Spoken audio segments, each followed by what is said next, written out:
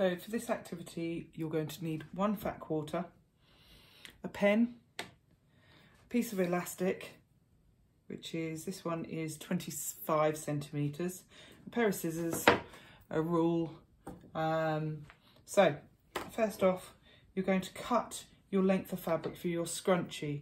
Now, depending on how confident you are, you might just want to do, I'm doing mine as 20 centimetres for the thickness of the band for the scrunchie.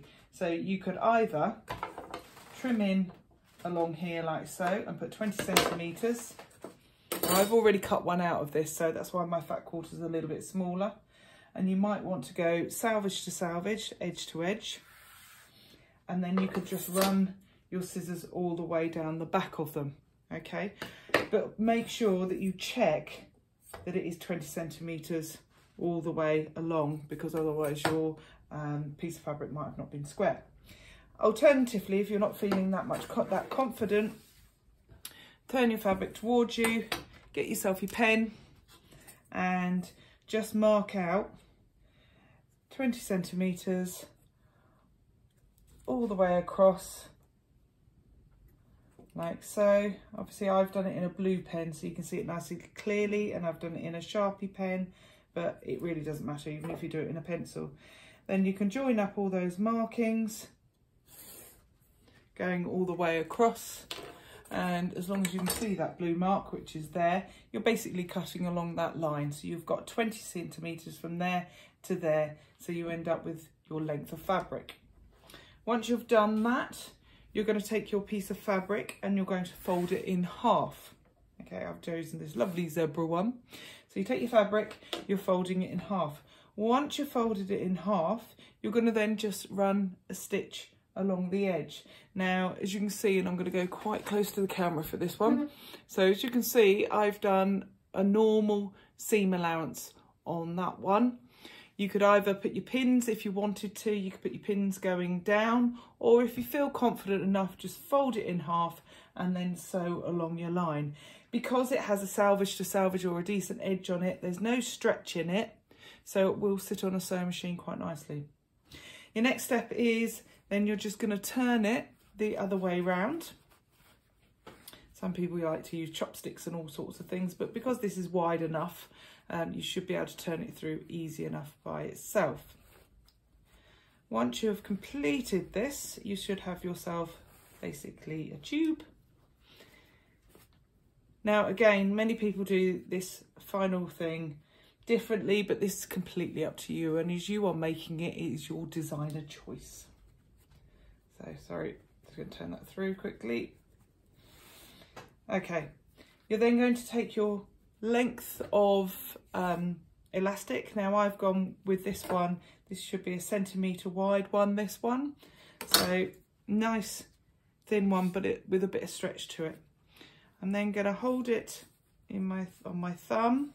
So no pins necessarily, or safety pins involved with this. And I don't even want to iron it because it's going to be flat. I don't want it flat. I want it nice and scrunchy. So 2 ends together. Now, again, you could either just tie it in a knot and put it together. But generally, I do like to sew mine. So because you get a flatter edge on it. But for the sake of time, and you just go backwards and forwards and backwards and forwards at that section. But for sake of time, I'm just going to tie it in a knot, like so. And then your ends, now this is up to you how you do it. And again, I like to do mine quite neatly. So I would turn, I'm going to show you quite closely. I'm going to turn that edge in on that part of your scrunchie. Okay, like so. And then I'm going to push this end inside there.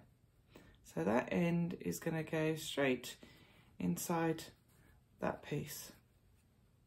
And now, like I said, you know, it's completely up to you how you want to do it. Some people will get this piece and they'll machine just straight across the top, but it doesn't give you that nice puffiness afterwards. So I normally try and hand sew, just catching all the way around. So it's literally an in and out running stitch all the way around, not catching the other side. So you get that nice puffy scrunchie. Yeah, and obviously I've got the seam at the moment running on the inside. All you need to do is pull the middle through, and that seam will run on the inside rather than the out. Okay, obviously I haven't done the ends on it, but I've tried to keep it as simple and quick as possible. But that is one lovely simple scrunchie. And obviously if you don't want it as big as this, you just cut your strips that little bit smaller. So you could do a 10cm one, that will drop it to about that size. Okay, and depending on how much hair you've got, depends on how much elastic you want to put inside it as well. But that is taken from a fat quarter, and it's a fat quarter going from what we say the salvage, so the main edge to the cut edge. Okay, that's the longest part. Brilliant.